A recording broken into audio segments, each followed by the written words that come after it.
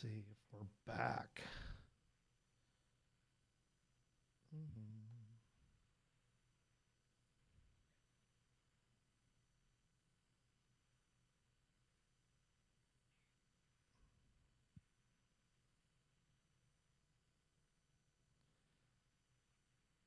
Okay, we are back. Holy moly, I have no idea what just happened there, but sorry for the confusion there. Technical difficulties. I did not go to school for this, and I am flying by the seat of my proverbial pants, as they have it. But want to apologize out there for those technical difficulties and want to welcome you into this edition of Gators TV. Happy to have you guys all join us. To my left, the familiar Seth Von Barron, one of our high school directors. And can I call you like Vice El Presidente?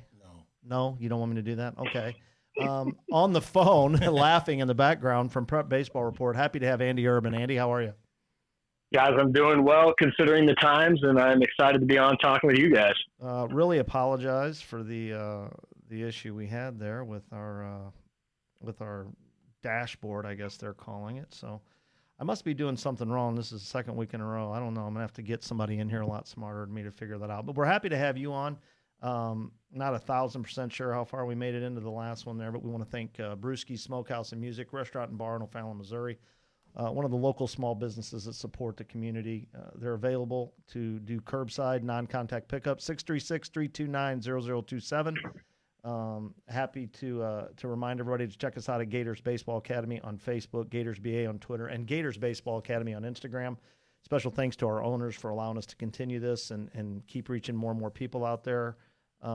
Definitely want to thank Joe Lopez, Steve Marion, and, of course, Chris Craddock, and as they do just a tremendous job with the Gators Academy. And, we're all proud to be a part of it. Seth, you mentioned this. You thought this might be a great topic for all of our listeners out there and the people that watch the program as we try to have a little bit for everybody when it comes to youth and high school. We try to remember that our youth will someday be high school players.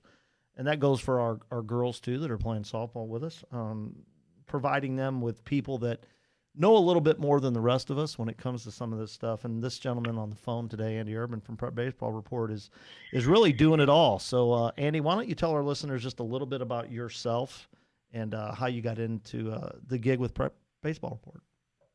Yeah, so I played junior college, Division I and Division II baseball, won rings at all three of those levels. Got into coaching as I was still playing independent ball, actually over in for the River City Rascals over there. Out by you guys. Never thought I'd leave college coaching until the Prep Baseball Report gave me a call one day. I'd used them to recruit the last 3 years I'd been coaching. Talked to them. There's an opportunity down in Oklahoma, which is where I'm at now, that presented itself. And one thing led to another. Ended up doing this. I was kind of making it up as we went at that point. PBR, I think, was in 15 or 16 states way back when. Now we're in all but just a couple. And my job really until a few months ago was really to cover Oklahoma high school baseball, know the players, have relationships with the colleges, use showcase and tournaments to collect data and disseminate the data, and really help players get as many possible options to get to the next level as we could get. As of a few months ago, I've now taken a new role with the Prep Baseball Report. I am now the scouting supervisor for not only Oklahoma, but Kansas and Missouri as well. There are so many questions that people have when it comes to this sort of stuff, when it comes to baseball. Showcasing, big tournaments, recruiting. When does it start? How does it affect my son or daughter? Who can help them? Who knows? What's important? What's not important? I mean, I can only imagine. You probably get asked 1,000 questions a day. What's probably the most popular question you get asked when it comes to what you do and how you help kids? Yeah, so a very, very often one, obviously we run a big showcase circuit, is when is a showcase right for my son? When do we jump in? And the answer to that obviously varies widely, but generally if if you look around and they're young, if you're a freshman or sophomore and you look around and you are one of the better players on your team, maybe one of the better players in your league, it might be worth coming out and seeing where you stand with some of the other guys at events. Definitely, if you're starting on your varsity program at high school, then the showcase, it's time to get going. More often than not, what parents may or may not know is if you're starting at, especially, one of the bigger high schools, there's a college program out there somewhere that is probably right for you to succeed at. There's lots of options. We have so many relationships from NAIA, obviously, all the way up to the Division I level. As soon as you start, when you're young, freshman, sophomore, start to see yourself separate maybe a little bit from your peers or really have some chances at the varsity level, that's normally a really pretty good indication that you're ready to start getting some of your video and numbers out to the world, so people can start becoming familiar with your name. One of the things, listening to you talk, something that I've had a conversation with a lot of parents about is, sometimes kids, parents, trainers, whatever, start feeling like kids are numbers. They're not even players. Sure. We have to have some tough conversations with people sometimes about ability. The old, he's a good player, but the numbers aren't there, or the numbers are there, but he doesn't perform in games. There's so much to this. It's like the more layers you peel, you just find new things here. But in the end, college coaches, they have to find players somehow, some way. And guys like yourself and what you do have found this niche to be able to assist the coaches to see where these kids are, to see who they are. I don't know if anything will ever replace a coach actually physically and with their own eyes getting to put their eyes on a kid and see them. But you guys do about the closest thing you can do to letting a coach know who this kid is. Absolutely. And very, very rarely, like you kind of hinted at there, will a coach take a player on solely a recommendation. Has it happened before? Yes. Is it very rare? Yes, absolutely. But we become a pillar in how people build their recruiting. So we can either serve as a first look at a guy, whether it's in our rankings or if we're talking about an event we just had, we post some video, post some numbers. What likely happens after that is they'll come straight to us and they'll say, hey, you just had him at your event. What did you see him? What did he look like to you? And we'll give our feedback. And then they'll say, hey, do you have his academy coach's number or do you have his high school coach's number? And sometimes both. And because they want to talk to guys that live with that player every day. And after that, the next step is to see them live. And they want to be careful with that because they only have so much time, so much energy to go see kids play live. So that tends to be now, at least early in the process, one of the last pieces that they do. But with all of that put together, they can feel really good after watching a player, sometimes even just once now, where in the past you used to need to see a player 2, 3, 4 times to feel comfortable with what they could or couldn't do. Yeah, and then the age thing for me, I've had some tough conversations with parents of kids that are, a little bit younger, obviously before high school. Why this, why not that? A lot of traveling around, things like that. I think there's a happy medium in there. You and I talked about it today. I was really happy to hear, some of your thoughts today. We hear myths. You could do a whole show talking to guys like yourself or pitching guys or, guys that do this at a high level. You could do a whole show on myths. Like, what are some things that you hear that just aren't true? We got a lot of people. We got a lot of people traveling around the country, feeling like they have to do it at such a young age to get, I guess, seen. You and I had a nice conversation about that today because you guys are actually starting to do some things with the 13 and 14-year-olds, which I think after talking to you, I'm really on board with because it sounds to me like what you're trying to do with that age group is educate them and prepare them, not so much expose them, I guess, for lack of a better term. But on the flip side, there is something to it because of the way you're doing it. So talk a little bit about what you're doing with that 13 and 14-year age group. Yeah, it's something I'm really excited about. It's something I really believe in because there's a couple tiers to it. And first, it's at the state and regional level. We'll have what we call Junior Future Games trials. These events are only for 13U and 14U players, and they have a couple of really integral purposes. One is to educate the parents and player. Showcases are part of baseball. They're a part of recruiting. They're not going away, and they're going to become more important as we continue to go down this road of data and technology. So we feel like it's really important to have a less expensive event, something that you're not going to feel, really handcuffed by, that you can come to. And we're going to spend time at the beginning of that event where we would normally kind of recap, hey, here's what the day is going to look like, and take off running. We're going to sit there and educate parents and players together and tell them things like why we run the 60 in baseball, what an exit velo is and why that number gets looked at, how to take infield at a showcase or a college camp to show off your best tools. So we're going to educate them on the front end. We're going to walk the players through the event in a much slower clip and continually remind them of what we're doing, why we're doing it, and so that they can learn really how to best show themselves in the showcase. So down the road, they get to their first showcase as a sophomore, and even though they're a new player, they are nervous, they're not quite sure what they're supposed to be doing, and then they don't have a great showing. So hopefully we can take that piece out of it for them. Obviously, then we're going to have the second tier is about selection of an all-star team. So we want to be able to handpick the best 13 and 14U players from each state to make our best possible team. And then what we do is we invite those guys down to Lake Point in Georgia, where we run our regular future games for the best uncommitted players in the country. And we have those guys playing at the other little grouping of fields just a sidewalk away. And they get to go through a showcase again there, redo their numbers, get some more technology pieces put in their profile, new video. And then they spend 4 games playing players from other teams, from other states, handpicked. So Team Illinois might be playing Team Minnesota and Team Florida and Team California in a weekend. These kids get the opportunity to really, they know they're elite at the state level because they made this team, and now they get to go see how they stack up against other states, and it ends up being a really cool experience for them.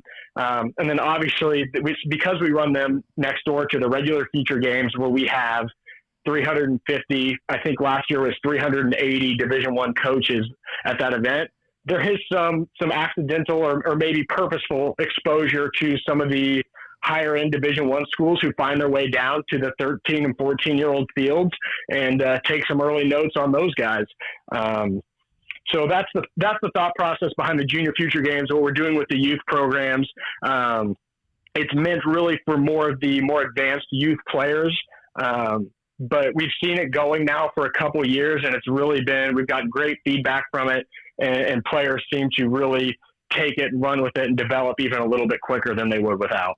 Yeah, I think the interesting thing there is, we talk a lot about, I think I've heard the term used, there's exposure and getting exposed. So I want people to understand something. I've had this conversation, I'm not kidding you, 1,000 different times with 1,000 different people about traveling all over at 13 and 14 with the sole purpose of supposedly being recruited or exposure.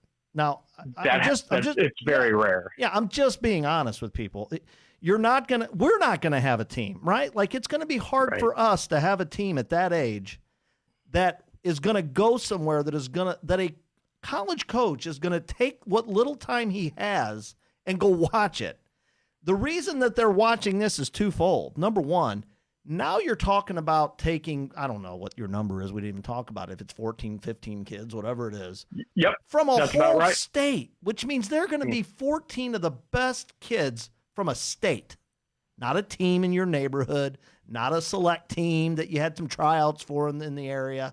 These are 14 of the best players in the state, which means there's going to be all kinds of teams that are these AAA major teams that their players don't even make it. We're talking about the top-end players. And they just so happen to be there the same weekend that all these coaches are already there watching the best high school players in the country. So, again, I'm not here to poo-poo on anything anybody's doing. Do you? I always say it. But you better want to do it because you enjoy the experience. If you want to travel all over and play baseball because you love it and you think then by all means do it. But don't get sold the bill of goods that you have to do it at 13 and 14 because that's when recruiting starts. Because it might for about I don't know, 0.01% of the population. I can tell you we've had one player in Oklahoma in the last 4 years get recruited before they came to their junior future games event. Yeah, I mean it's I can't even. Okay, I'm not even going to get into it. It's crazy. It makes my head spin. Because I've had these conversations for real when people decide why they go to one club or another, and I'm like, if somebody's telling you that, they're crazy. They're crazy. I mean, I will say this real quick. I think when it allows us an avenue to see development, right? Sure. So if we can give kids an idea of where they fit in against their kids, whether it be locally or nationally or statewide, whatever it may be, we can then give them a direction in terms of their development. Right. Listen, if my velocity is between this and this, what do I need to do to get it to this? Well, we know that strength plays a major role in this. So we're going to initially talk to kids individually. Hey, right. Listen, you need to get into the weight room. You need to get stronger in this area, in this area. You need to work with these people. I think that, Andy, I think the thing that you're doing with the 13 and 14-year-olds is great if we can turn that into a development program, if that makes sense.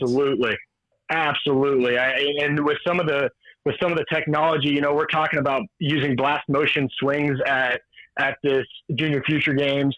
And, so you're getting that technology. I'm not sure how much you guys use swing analytics. And we'll talk about having spin rate guns on site, and hopefully all that data, I know, Seth, I know you guys do a great job with this, is taking that data and then turning it into, see guys, this is even more of where you need to work on. We talk about spinning the breaking ball with you.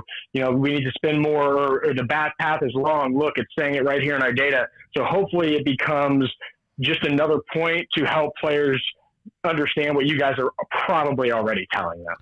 Well, I mean, again, you got to have a lot of things go right for a kid, right? Like that truly wants to do this at the next level. Number one, he's got to have some athleticism. He's got to have some drive. Got to have some want to, and then he's got to get with some people that that can bring it out in him. And then you add it all together. It's like a stew, right? Like you put it all together and you hope what comes out is a great dinner. And for some kids, it stops at a certain point. For some kids, it starts at a certain point. We had Steve Springer on last week, and he tells the story all the time. We're getting rid of kids too soon, and we're doing it. Maybe not on purpose, but some of the things that we're doing are sending these kids in another direction because whether it's unrealistic expectations or maybe we're saying, hey, we're going to cut you off now because we just don't see it. That's got to stop. And there is a place for everybody, just like, to be honest, with what you're doing, there should be, like, we've got some kids in our program, 13, 14 years old, that quite frankly should be licking their chops and saying, I want to go see how I fare against the best players in my state. Just because you wouldn't make it doesn't mean you're not a good player. But if you really, truly want to see where you rank right now, right this minute, go try it. There's nothing wrong with it. And there's also nothing wrong with finding out, you know what? I got to get better. And then you find out who the kids are that really, truly love it and want to get better. And if you're not that way, that's okay. But you're going to find out, where you sit. And again, you can only measure yourself by going out and playing against better players. It's pretty simple. Hey, I know we'll transition probably a little bit into some of PBR's PBR's facilities and whatnot. And we were talking just a second ago about tournaments and showcasing across the country and whatever it may be where you want to go. Yeah. There's very little, if anything, that is good that is happening right now in terms of this virus. The one thing that has happened is we're finding a way to communicate a little bit more effectively. Maybe is the word I'm looking for. I don't know, but we're using things like Zoom. You're finding people now reaching out. I feel like the baseball world, and Andy, you can help me with this a little bit. I feel like the baseball world, in terms of college coaches, professional coaches, remained a little bit of a secret, right? Like we always thought we had this secret of some kind and we didn't want to spill the beans. And what we're finding out right now is, man, everybody wants to talk baseball. So we're finding ways to communicate with one another.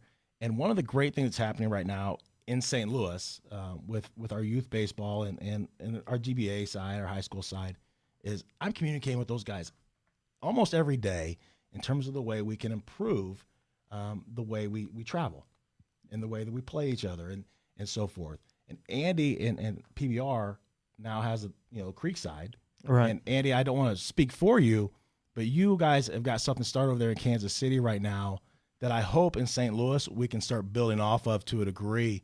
And I didn't know if you want to touch base on it. I think the Kansas City teams are. Am I mistaken by saying that they're starting their own league a little bit over there?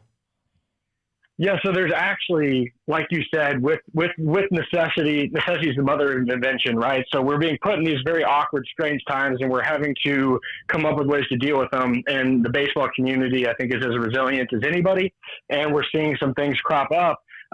Yeah, we're doing things at Creekside that really can't be done anywhere else, other than, so we have Creekside, we have Lake Point in Georgia, and then we're deeply tied into what's going on at Grand Park up in Illinois, in Indiana. And what we've done with some of those facilities, so we have a league now that will just be using those fields and playing 3, 4, 5 games a week per team. That PDR will scout a little bit. Then we've got a group of teams, mainly out of the Midwest Premier group that's formed, that are going to play there, a couple tournaments, more like spring training get-togethers early before we ramp up into these real tournaments where we need to be up to speed. There's a lot of different things we're doing, and we're really customizing it to what the teams are needing. So we have been reaching out to people like you guys and saying, what helps you? What can we do at our facility that's going to help you guys? Because when we help you, we help the player, and that's what our whole organization is based on, is helping the player. So yeah, we've talked about changing dates, changing structures of things. There's all sorts of things we have the ability to do because we own the facility, and we've got these in-depth relationships with the academies to where we can do some really cool things, I think, and then we will not be as slowed down by this as maybe some others. I love that you called it spring training because. Listen, one of my biggest concerns, whether it be for me, whether it be a youth or high school level program, is that we open up the doors June 1st, and we run and start playing baseball June 2nd or whatever it may be, and our kids have not properly prepared.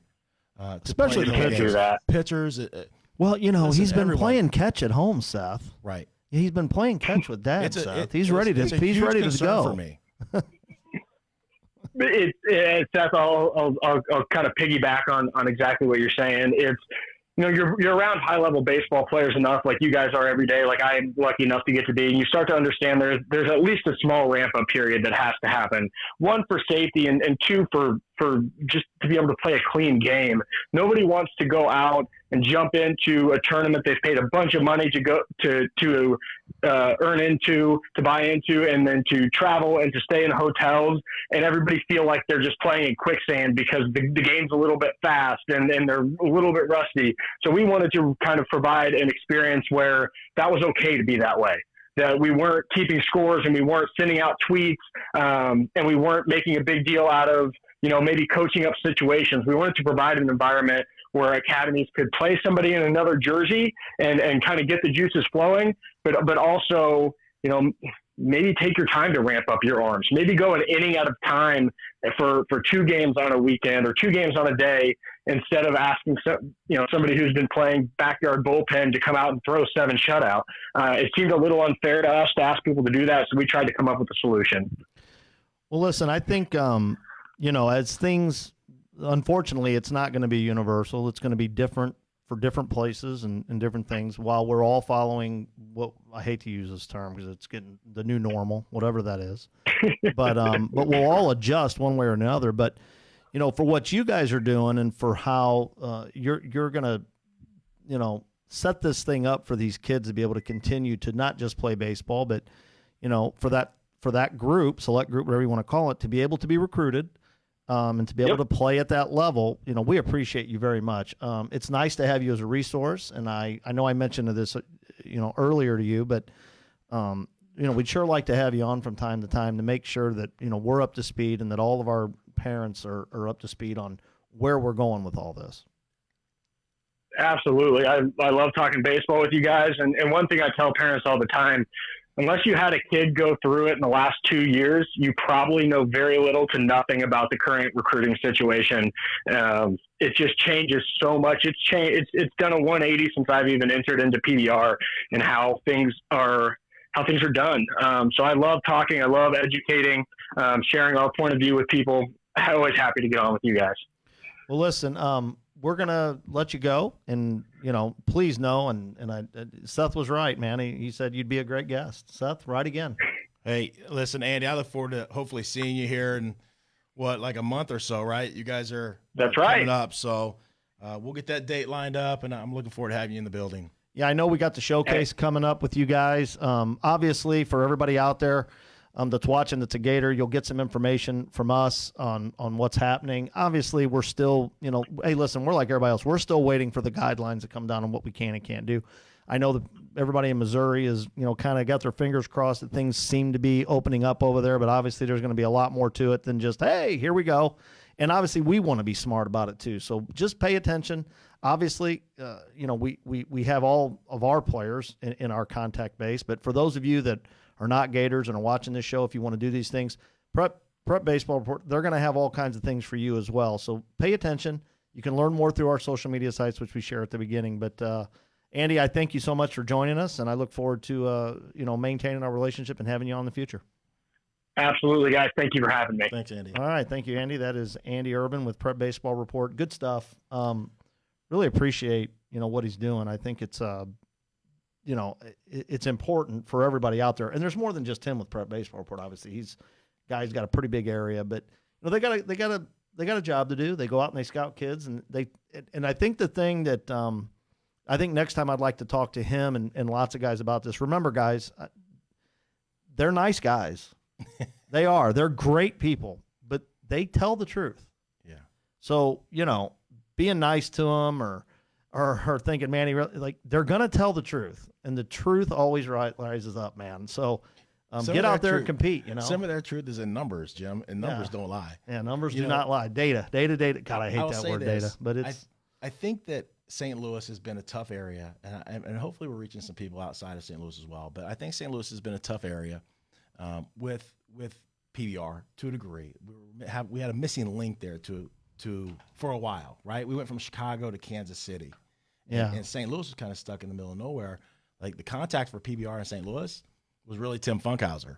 And then obviously Todd Whaley is tied in with them a little bit. Some good guys out there. Yeah, no doubt. Our buddy Rick's always done a good job. So I feel like now we've started this relationship with Andy. He's been awesome. I've probably been on the phone with him once a week for the last several weeks, just trying to learn as much as possible. And I think we're in a good place for St. Louis here. It always helps when you have a guy that's good at that knows what he's doing and then is passionate about what he's doing. Yeah. So that always helps. Hey guys, we're going to take it over to Coach's Corner now. I know you guys enjoy this as we highlight some of the drills that our instructors have for us. Don't forget Kathy Kylo, our local State Farm agent with over 18 years of experience, and oh, there he is, hanging up finally. Provide insurance for auto, home, business, condo, life, health, renter's insurance. Give her a call, 636-561-6460. All right, we're going to take it over here. Jake Depew, who obviously we highlight some of his stuff each week, is the stuff that he's doing with hitters is amazing. Let's see what he has for us. Hey guys, Jake Depew here, Director of Hitting with GBA. Thanks again for tuning in. We really appreciate your support. Today in the Coach's Corner, I've got a new drill for you. It's called High, Middle, Low T. Hope you enjoy it. High, Middle, Low T.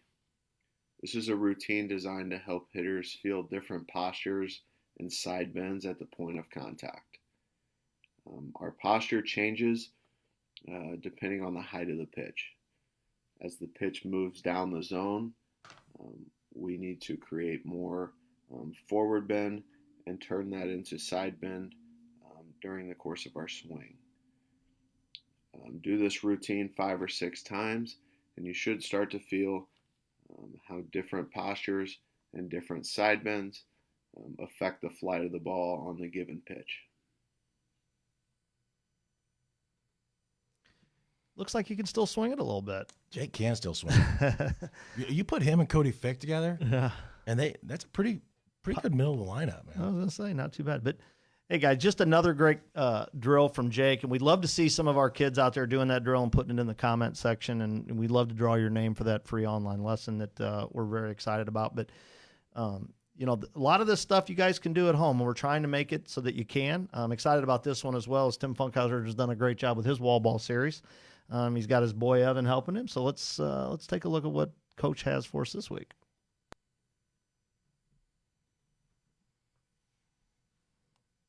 Tim Funkhauser, Session 2 GBA Wall Ball Series. Welcome back. In Session 1, we worked on hand development from the knees. Today, we will expand on that and start from a stationary feet. Then we will add our footwork to our throwing position. And lastly, we will finish with bringing the action into the game more with some freestyle play.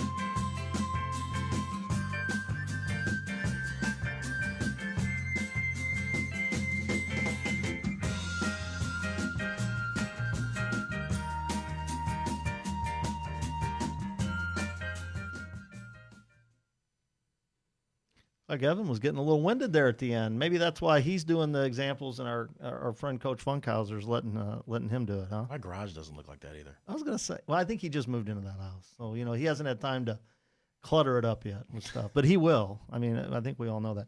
Hey, great stuff for both of our instructors, Coach Funkhauser, of course, and Coach Depew. You know, guys, I would say this: you can. How do I put this? If you want to, you can absolutely blame all this and say, I don't know what I'm supposed to do. I don't know how I'm supposed to work. I don't have a cage. I don't have this. I don't have that. You can do that if you want to. You're well within your right to do so. I would highly suggest you figure it out. And I don't know, Seth, I know, I mean, you've coached at a really high level, and now here you are directing our high school kids. I mean, if you want to comment on that, I mean, I guess let me put it this way. Nobody's going to walk up to you and say, man, I can tell, you know, you had a rough way to go there, and it's okay. You know, here, let me lob one in there for you, or let me hit it to you nice and easy. I don't think anybody's going to be doing that this spring, are they? No. You know what? You find different ways to coach, right? Like, we're supposed to find a way to get the most out of every kid individually. But I will tell you, the number of times at the college level that I've heard a coach say, figure it out, is off the charts, because at the end of the day, you can do a lot of things wrong, and if it's working, no one's going to say a whole lot to you, right? But I will tell you that Funk and Jake do a great job of putting you in a direction where you're going to have more success, or hopefully you have more success. But you still got to work at it, you know, an awful lot without them or someone else being around. You know, and one of the things too, you know, you can look at this however you want to look at it, but online lessons are available if you want to work with some of our trainers. Listen, I would say that every one of them would say, if you're not going to work with me, at least work. Yeah. But if you want somebody to have eyes on you, they still have that available right now. Obviously a lot cheaper than what we would call a normal lesson. And you can call Sherry, as you can see on the screen. She'll get you hooked up with the trainer. You guys can get your lesson scheduled, especially for you guys in Missouri. It should be ramping up here pretty soon. If you want to get some eyes on and you want to make sure that you're working right. Now, I will say this. Pay attention and to the social media sites and everything that we're doing here, because the truth is regular lessons will probably be starting up here in about a week. So that's another thing. So if you've been working with an instructor that you enjoy, or there's some things you want to do to get caught up or whatever, get a call in there, because those, you know, with all the teams are going to be working out, it isn't going to be like a free-for-all with lessons. So there's only going to be so many spots to go around. So if you want to get back to work, now this is in the Missouri side for now. We're not talking about Illinois because Illinois is still going to be closed. But I would make some phone calls and get going sooner rather than later. You know, Jake stayed fairly busy through this sure. thing. I mean, absolutely. And I've seen a few of the lessons. They're good. Yeah. I mean, I know it's work. different. Like you're used to a guy standing right Sure. on you, but, you can yell through the phone. I'm just kidding. Hey, a fun part of this, I know for you, and especially with the high school guys and as you've watched them progress, but we're going to go right now to our Gators High School Athlete of the Week. I know you're really excited about this kid. He's one of your favorite kids, no doubt. I mean, it's hard to say none of them are your favorites, but something about a hard-working kid that gets something to work out for him and finds himself in a great situation. And I think that's what's happened here for Jake Markert, our Gators High School Athlete of the Week. We want to thank Assurance Protection, security systems, intercoms, phone systems, home theaters, fire alarms, all that type of stuff. Owner Ryan Montgomery, his son plays for one of these Missouri Gator teams, and he's asking for an opportunity for your business. 314-236-5910. All right, I think Jake was excited about jumping on here today. Let's give him a call. What's Jake's excited voice? I would love to hear. Well, Jake's I don't know. We're going to excited find out here in about 2 seconds here, I think. Hello. Mr. Markert, how are you? Good. How are you? Well, we want to thank you for being on and congratulate you for being our Gators High School Athlete of the Week. That's his excited voice right there. Yeah, Seth's with me, and he was wondering what your excited voice would sound like. Would you like to maybe... You want to try it again, Jake? You want to try it again, Jake? Sure. Awesome. Okay, Jake, welcome to the show. Congratulations on being our Gators High School Athlete of the Week. Excited to be here. All right, now we're cooking. Hey, listen, I wanted to tell you, I know Seth wants to talk to you a little bit here about some stuff, but obviously I'd never seen you play before till the fall and when you played with Logan. And I got to tell you, I love your approach to the game of baseball. You're one of those kids that shows up, works hard, gives 110%, does whatever's asked of you. It's fun to be. You can tell you're fun to be around in the dugout. Coaches absolutely love to coach you. So, I mean, I got to tell you, I'm so excited to watch you again, hopefully here shortly as you and Logan will play together. But I just want to tell you that I'm really happy for you. I know you committed to play baseball in college, found a good school for yourself, and I just want to tell you that I'm happy for you and I'm excited for you. Thank you. I appreciate that. Hey, Jake, do us a favor, man. Your recruiting process was a little different, right? There was some stress to it at times, and there was some time that we decided to take off. And one of the things we were keyed on was really your 60, right? Yeah. Take us through, if you can, briefly, take us through like your freshman year where you felt like you were at, and then your sophomore year, your junior year, and where we're at today, man. Just in terms of where your numbers were and what you felt like you had to work on to continue to improve. Yeah, so like freshman year, numbers were about average, just trying to get stronger, weight room. And then sophomore year came, numbers started to increase and look better. And then finally junior came, and there were the numbers that I was working for.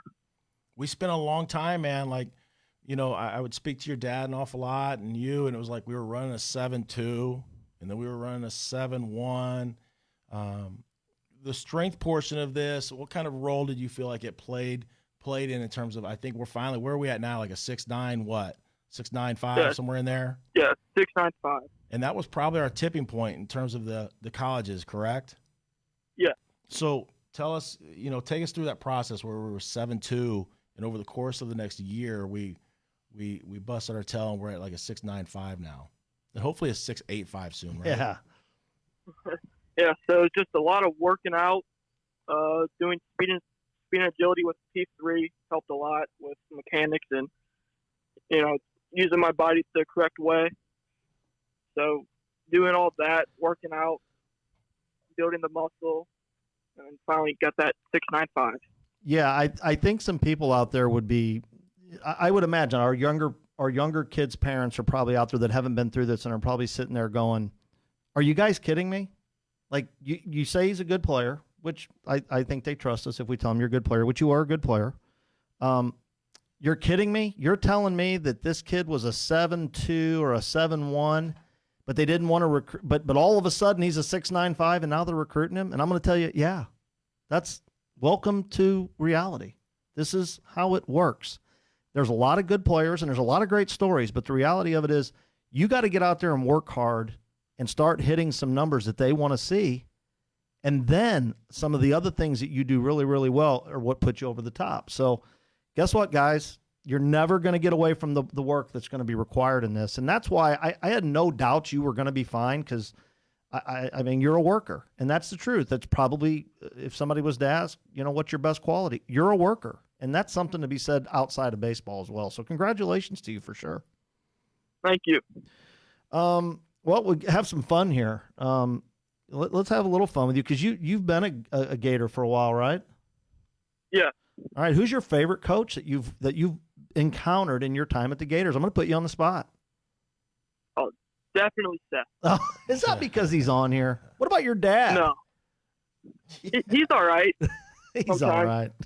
No, I'm just having some fun with you, man. But listen, so what is the name of the school you're going to?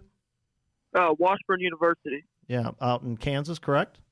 Yeah. Yeah. Listen, I'm excited for you. Like I said, you're one of my favorite players to watch. There's something about watching a guy that can run down a ball in the outfield, and the way you go from first to third. I mean, I love that sort of stuff. You're definitely the kind of guy that I would tell kids, watch how he plays the game, watch the way he carries himself. You can learn a whole lot. So congratulations to you, and I look forward to seeing you as soon as we can get going here.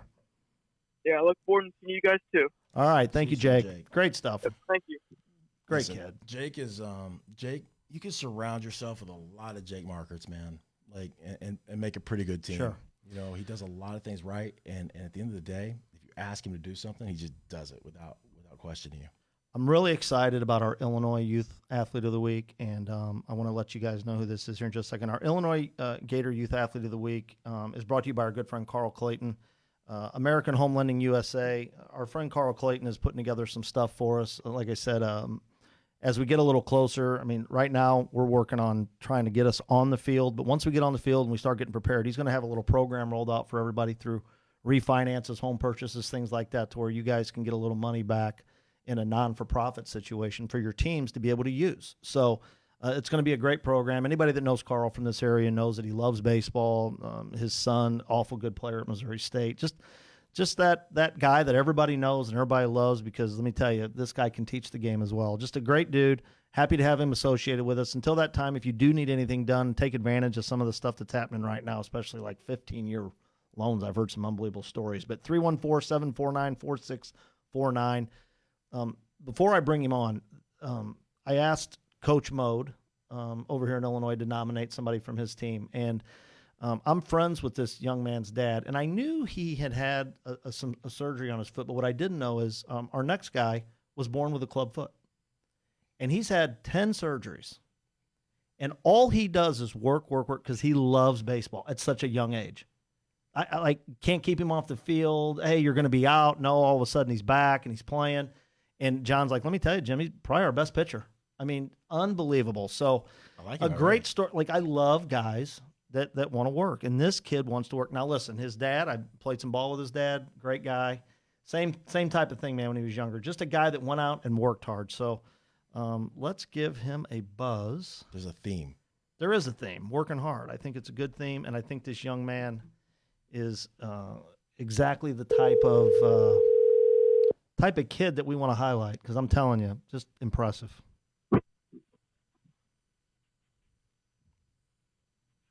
Hello? Brock?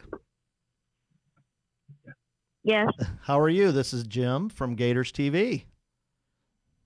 I'm good. How are you, sir? Good. Oh, God, don't call me sir. Call me anything but sir, okay? Is that okay? Okay. All right. No, hey, listen, I'm just having a little fun with you.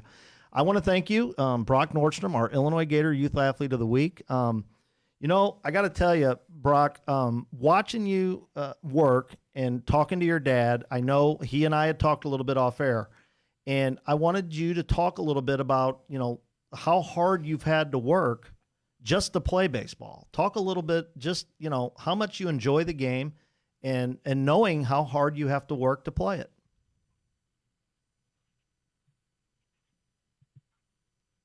It's easy for him. Yeah, it's easy. 10 years old. So that's what I mean. It's not even work for him. But, I mean, how much do you love baseball? A lot. A lot. So you're going to put in some work and play. What's your favorite position? Pitcher. I hear And sometimes I like to play third base. I hear you're a really good pitcher. Is that true? Yeah. Your dad was a pretty good player. Who's probably the better hitter, you or your dad? Me. I agree. I think your dad would agree as well. Now I know you were going through some rehab this winter. Did you get a chance to do some of the training inside with your team this winter? Yes, sir.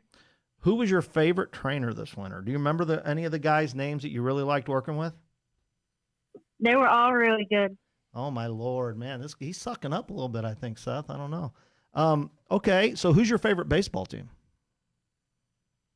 The St. Louis Cardinals. And your favorite player?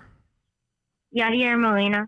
Yadier Molina. He's pretty good. That's a guy that works hard. Do you think maybe you learn by watching Yadi how hard he works, and maybe you try to bring that onto the field yourself? Yes, sir. That's good stuff. So I know you're probably tired of being cooped up inside. Are you still playing catch with Dad and working at home so that when the season starts, you're ready to go? Yeah, 3 times a week. 3 times a week. He's got a schedule. He does have you got to see, that's smart. You got to get a schedule. If you don't write it down, if you don't do something, then you won't stick to it. Well, listen, man, I'm impressed. I know all of our listeners are as well. There's, everybody loves somebody that works hard and tries to accomplish something. And I know that our listeners out there were real excited about it. I got a picture of you here I'm going to show. And I think our listeners, look at that guy. That looks like a competitor. It's a ball player. That is a ball player. I love the eye black. Do you always wear eye black? Yes, sir. Yeah, I like it. Do you think it does anything other than just make you look cool and mean? It keeps the sun out of my eyes. Standard. I love it. Well, listen, Brock, I promise you, I'm going to come watch you pitch this summer. I'm going to come out, and when I do, I want to see you dominate. All right, buddy? Hey, no problem. Mic drop. He mic dropped us. Great stuff from Brock. I mean, I would have rather hung up on you. How awesome is that?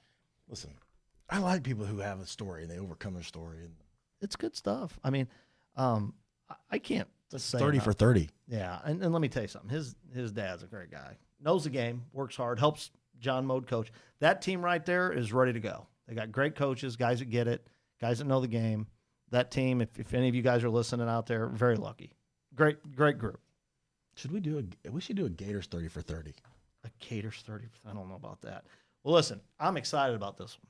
Okay, our Missouri Athlete of the Week. I mean, we've only been on the air 3 weeks, but we're setting 4 weeks.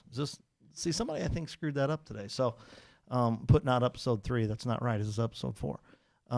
Our first female Missouri Gator Athlete of the Week in Missouri, Anna Struther. I want to thank Dane Carver, Midwest Land Group broker and agent. Help you find land whatever it's for, outdoor sports, farming, residential living, getaway destination. One of the most genuine guys you guys will ever meet, has a kid that plays in the program, just looking for an opportunity to say thank you. And without questions, guys, give him, you can trust this guy. 636-346-1593. Give him an opportunity for your business. Let's call her, because I tell you what, it's been my experience, okay, that girls, how old is he? Way more mature than boys. Well, we're going to find out. Let's take a look at her here. I think we got a good picture of her playing the game here. Look at that. Look at that swing. I've seen some videos. Hi. Oh, hi. Is this Anna? That was way better than Marker. How are you? Good. How are you? Well, first off, congratulations on being our Missouri Gator Youth Athlete of the Week. Thanks. Look how excited. See, Seth's here, our high school director, and he was not near as impressed with our high school players' enthusiasm, but we're very impressed with yours. So we got a picture of you up here, and you look like you got a good setup for your swing. You look like you might have a little power with that leg kick. Do you hit that ball hard? Yeah. Yeah, it's good. So how long have you been playing softball?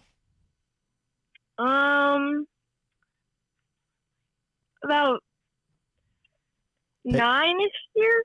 Really, that long? Well, that's awesome. That's good to hear. You play for the Gators. I like the uniforms. You're looking good. I got to tell you, the sports barn over in St. Louis, lots of training going on over there. I hear that you're always doing training. You're a worker, huh? Yeah. What's your favorite position? Second base. Second base. Okay, pretty good. Hitter. You don't pitch at all?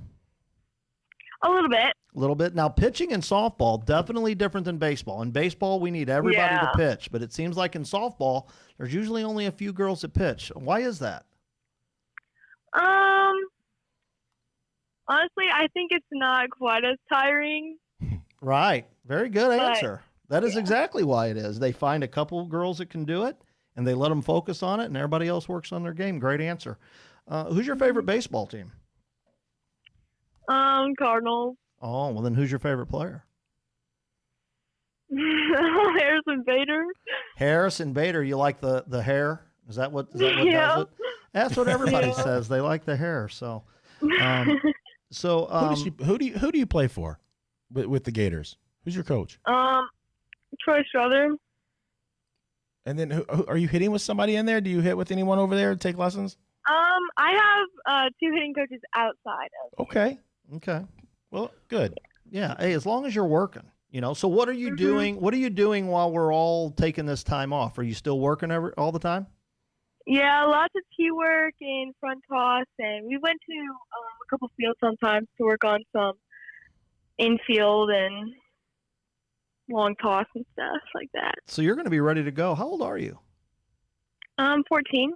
14. She's ready for high school then next year. So you're 8th grader? Yes. All right. How's your team going to be? How's the Gators team going to be for you? Are you guys going to be good? Yeah, I hope so. Say, yeah, hey, own it, man. Say it. Say, yeah, we're going to be good. Of course we are.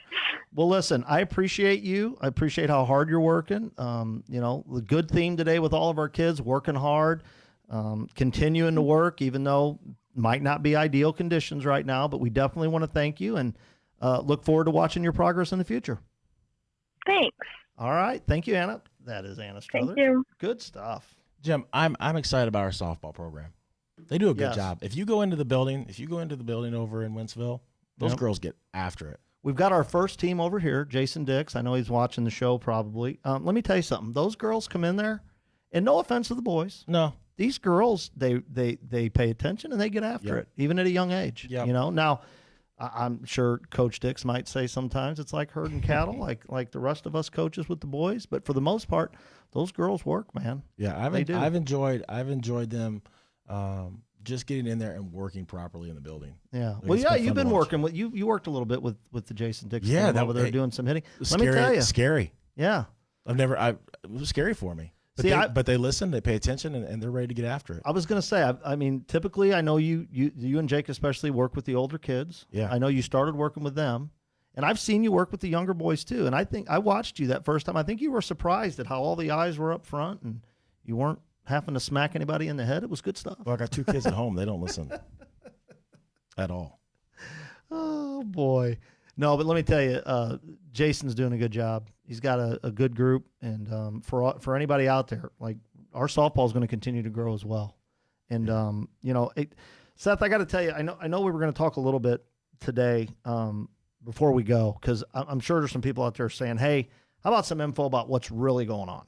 So I'll start a little bit and just tell you guys. So I'm sure a lot of you guys saw today before we came on, the Missouri governor came on and said, "Oh, we're going to do that." Okay, so let's just calm down, because there's local authorities and all that kind of stuff that are coming into play in this.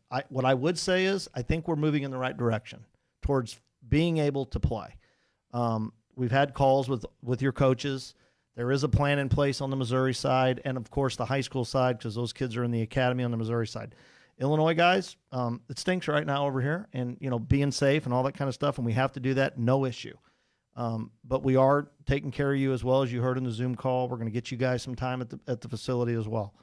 But for everybody out there that's wondering what's going on, just bear with us. I know Seth had sent out a really well-worded email. Guys, we're learning every day what we may or may not be able to do, and it changes. I've watched Seth. I've watched you write out 100 different plans based on this day, and I come in the barn and that one's crumbled up. Okay, move on to the new thing. So, even in a perfect world, I've been trying to explain to people how we're going to progress. Why don't you talk a little about how we're going to progress? Without particular, like, hey, we don't have any exact times and dates yet, and we don't know for sure on numbers and stuff like that, but this is kind of how we're going to progress. Yeah, so Chris Craddock and Josh Potter are probably getting tired of me. My text messages starting out the same way. Okay, where are we at today? But I will tell you that there is a plan in place to get this thing started once the building is opened May 4th, and in some way, shape, or form, we will figure out how to start filtering our teams through that building. Whether that be a youth teams on either side of the river, or whether that be our GBA teams, we will slowly figure that out. And Jim, at this point, really, I think we're just asking for people to remain patient with us because we're probably going to learn as well. But we also want to be very safety conscious in terms of what we allow into the building mean numbers. Right. And we're going to ask our parents at this time to stay out of the building so we can get as many kids in there as possible right now. While being safe. And I would say this, I think I can say this. Rest assured, we want to get started as much as you do.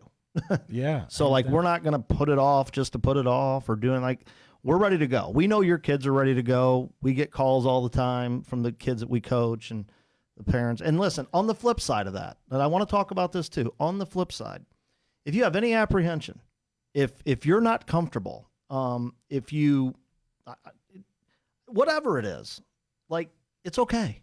Yeah, it's okay. Like it's okay. All right. So don't think, well, everybody else is doing it. I'm not comfortable. Listen, it'll be fine. Yeah, we'll handle it. We'll figure it out. Yeah. We'll work through it together. And, every conversation is going to be different right. For every family. And that's okay. We're willing to have those conversations. But again, for me, it's just, hey, do what's best for you and your family. That's right. What you feel like is best for you and your family. And then secondly, just be patient with us because listen, there's probably 85 people calling to get into the building with their team right now, and we can't allow that to happen. Right. And trust me, those guys over there, they're working on it constantly. Right. And again, like I said, I want to be clear what I meant when I said it. If you're not comfortable at this moment and you want to give it 2 more weeks or 3 more weeks or a month, whatever it is, we'll be here. Yeah. You're not out. It's not like, well, you didn't. That's not how this works. Okay. We're here to help. I don't want to say facilitate, but we're here to move this thing along in whatever way, shape, or form you're comfortable. And we'll adjust. I mean, that's all we've been doing is adjusting. Yeah, so, Jim, my only thing is, and I'll repeat it again, I feel like you're doing yourself an injustice if you decide you're just going to start playing tomorrow. Yeah. Without preparing and whatnot. You need to take some time here in the next couple of weeks and make sure you're playing catch and throwing and doing things the right way. And that doesn't mean once a week, right? I'm seriously concerned that a 14-year-old is going to go out and pick up a baseball or softball and throw it as hard as they can. And they're not ready to do it. Yeah, that's the thing. And we've got good coaches, we got good people they doing all this. But guys, remember, I don't care how much catch they've played at home with you. They are in no way, shape, or form ready to go out and just start throwing a bunch of innings and a bunch of pitches. And if you ever needed that refresher course that, right now might be the time to just go out and let all the kids pitch and develop and live with the results, now's the time. That's where we're at. And and we're focusing on pitching, we're talking about pitching, but it's everything. It's running, it's swinging a bat, it's doing all this. The last thing you want is to have spent all this time dying to get back out on the field, and then you get on the field and we get hurt because we tried to do too much without being prepared. And I think that's where we're at. I think, you and I have talked a little bit. I think in an ideal world for our high school guys, what we're doing, we're looking at 2 to 3 weeks of practice. And I don't know if that's enough. Yeah. I mean, but here's the thing, and don't forget this, that's what we'll be doing, right? That's what we'll be doing. And on the flip side, you're going to have to work every day. Like a lot of these guys in high school, I don't think they realize that they went from, practicing every day in high school in a normal season, and then you go into summer ball. Well, there's a reason why you practice every day or play games. Got to stay in shape. Got to stay loose. Got to be prepared. Like you can't just, if you think you're going to show up to our practices twice a week and then you're ready to go in 3 or 4 weeks, that's not going to happen either. And Jim, honestly, we're just talking about practice right now. Come on, practice. Alan Iverson for you. what's going to happen when these tournaments start? Yeah. You know, I feel like they don't have answers yet either. The tournament companies, they're trying to figure out what they're going to need to do for umpires and Sure. just people in the stands. So things are going to change as we go through the next couple months and maybe longer than that. Yeah, it'll be an interesting summer. That's for sure. But we'll get through it together. And it'll be fun, dang it. And it'll be fine. Maybe not how we drew it up, of course, but We'll have a good time. but we'll all get there. Thanks for coming in. Man, Obviously, I know some people really wanted to hear that conversation and see where we were at. I want to thank Andy Urban for coming on. I think he's a great guest. Next Prep week will be Baseball better. Report, big part of what we do. I know we appreciate them. We like how they do it. There's other people out there doing it. I mean, listen, everybody's familiar with Perfect Game. Everybody's familiar with all this.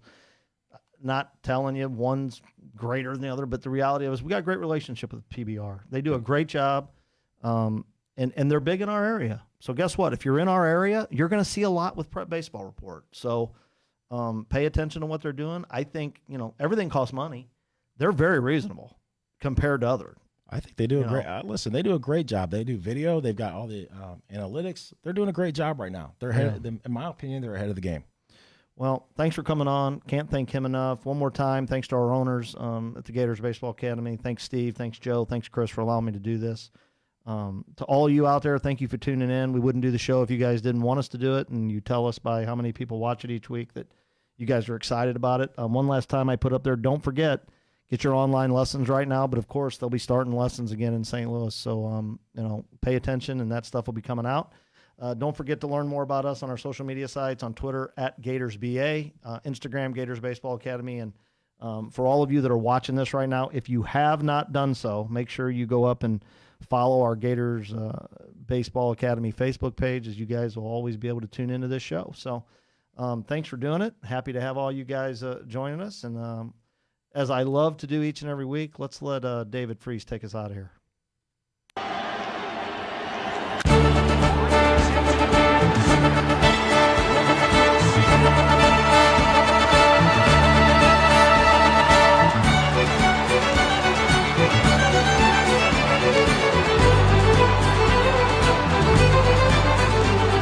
Thank you.